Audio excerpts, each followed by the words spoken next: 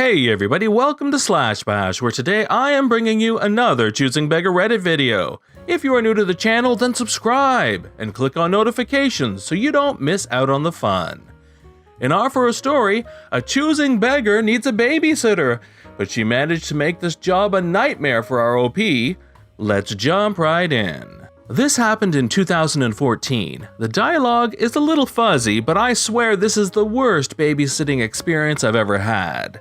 For some background, at the time I was a 14-year-old girl, and I lived in a sketch-tastic neighborhood, irresponsible, naive, and in need of cash. As a kid, I was always trying to avoid my parents' place as much as possible, so something that would get me out of the house and was also technically a job that could get me some money was babysitting, so I always picked up little odd babysitting jobs. It didn't pay a lot because the neighborhood was poor, but the kids were well behaved, the parents were always kind and understanding, and more often than not I would leave a 6-hour shift of babysitting with a cool $40. But this one time in early October, my cousin told me about this one gig they had coming up and how they couldn't make it because of some mom drama. They told me that they had been promised $60 for a 8 p.m. to 12 a.m. shift. I said, heck yeah! I got the woman's Facebook and I immediately texted her saying I was my cousin's friend and I would be happy to take over. The woman seemed happy. And when she gave me her address, I found out one of the reasons why the money was so good. Her house was smack dab in the middle of a suburb. I was flipping pumped. This house was only an hour away, so on Friday night, I laced up my nice sneakers, told my parents I was leaving, and walked an hour to suburbia. When I got to her house, 15 minutes early, I knocked on the door, and when she opened it, I did all the usual. Hi, how are you? I'm Glargity, my cousin's friend. That's when I noticed that she was wearing no pants. Or that's what I thought. In reality, they were flesh-colored leggings, but still, dude. She laughed a little when she saw me staring and explained. Then she put her arm around me and brought me in. Super uncomfortable. She was a foot taller and 3 times as big. She immediately gestured around her home and told me to sit anywhere. So I opted to sit on the edge of the couch with my little bag. So, can I meet your son? No, dear, he's asleep. Do not go into his room. Oh man, that's nice of you to put him to bed for me. I put all my kids to bed on time. You have other kids? I thought I was only babysitting one. I used to have a daughter. She would have been 10 now. Then she gestures to the shelf, where I kid you not, there was like 30 photographs of a little girl surrounded by fake flowers. I decided to stop talking, and she went off to go get ready some more. I spent like 5 minutes on the phone trying not to look at the shelf, and when she comes out, I get the courage to ask some more about my job. So you'll be home by 1 a.m., right? Oh yeah, 2 a.m. at the latest, dear. I just want to go to a small party with some friends. You know how it is. Sure do. Sounds like fun. And I'll be getting 60. Of course, dear. And I know you're like in that weird, slightly offensive name for my neighborhood, so I'll pay for your cab fare too, to get home. Oh, thanks. After more awkward silence, she finally has her friends pick her up, and I settle into my phone on the couch, watching YouTube and having a good time. I don't hear a peep out of the kids' room, and everything is uneventful. Around 10, I turn on her TV to see if anything good is on, but no. 12 a.m. rolls around and her living room gets freezing, but I put up with it. 1 a.m. comes and goes. 2 a.m. is when I watch the clock while trying not to look at my phone because it's running out of battery. At 6:45 a.m. there's a loud crash and I'm startled awake. She's standing in the door being practically held together by this dude who doesn't look at all drunk. She comes in and looks at me and she seems confused before things click. You're still here? Yes, you told me to babysit. Oh, right, babysit. Just let me call you a cab, you'll be on your way.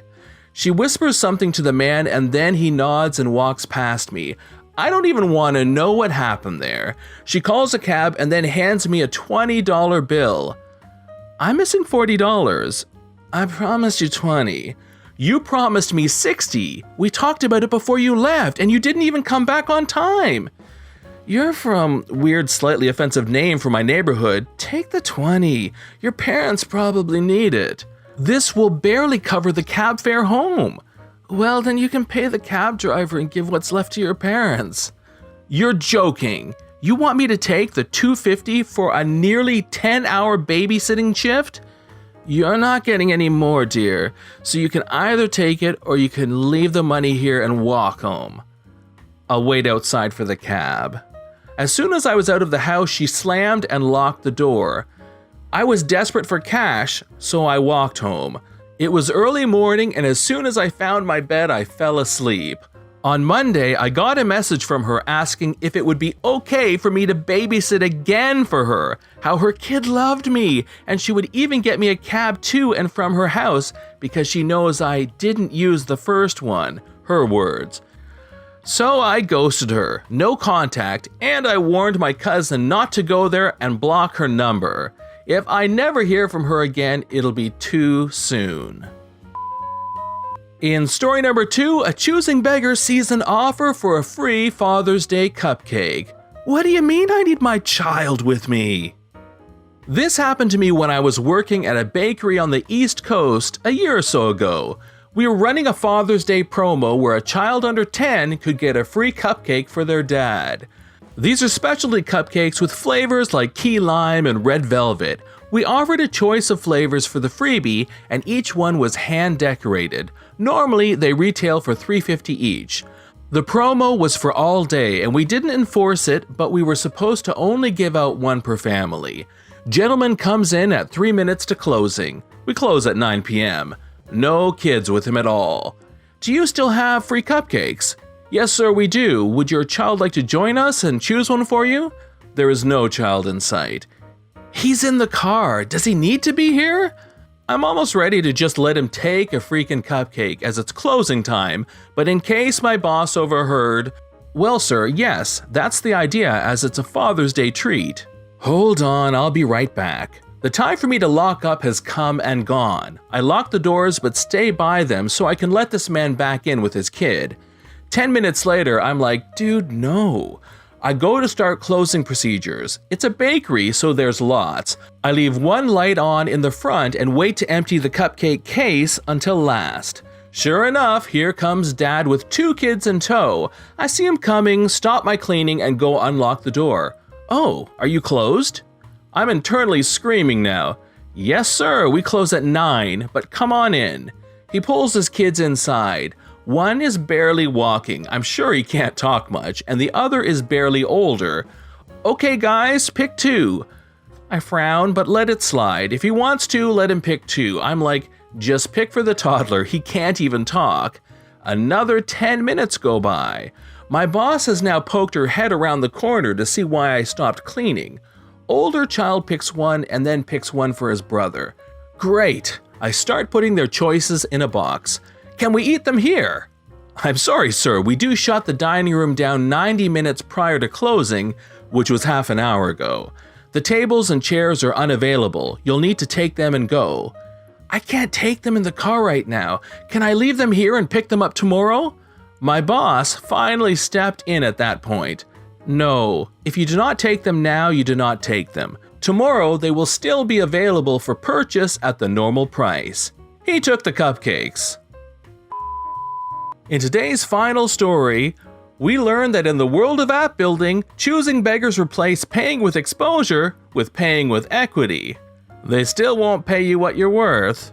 In the tech industry, the equivalent of exposure is equity, especially in app development. You get people who know absolutely jack about tech coming up to you and basically saying, "Hey, I have this really awesome idea," but have zero clue how to do it and not a single skill necessary to bring it to life.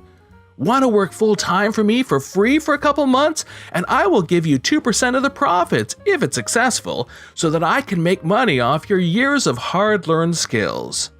Recently, I had some college kids come up to me. One was a graphic design major and one was a business major. They pitched me an easily $150,000 development cost app idea. They said they had plenty of interested developers. Talking to them, this seemed false. They had funding and access to grants. They were super excited, and even though I could have easily demanded market rate or higher, I wanted to do them a solid. I told them exactly how much time and money they were looking at with the size of app and the features they were looking for. I didn't want them to think I was trying to rip them off, and a lot of people don't realize how much time and money goes into making an app. I told them, despite all that, I would make the app for them for about $60,000 over the course of about 10 months, as I already have a job lined up to start in August and wouldn't have the time to give my full attention to it. Plus, they were returning to school anyways in the fall. They replied telling me that their idea is good enough that it'll be worth the equity, and they weren't willing to pay someone's salary despite entering into negotiations with me under the premise that they were willing to pay me salary. The kicker is that it wasn't even a very original idea. After they came back to me offering equity, I was able to find an article online that did a market analysis on how much it would cost to produce an app like theirs. The article put the development costs at $165,000. I linked them the article and I told them to learn to code and make it themselves if they wanted it done for free. This has been John from Slash Bash. Thanks for watching. If you've enjoyed the video and want to see more of them, then hit that subscribe button. We'd love for you to drop a like and share it with your friends, and we will see you in the next one.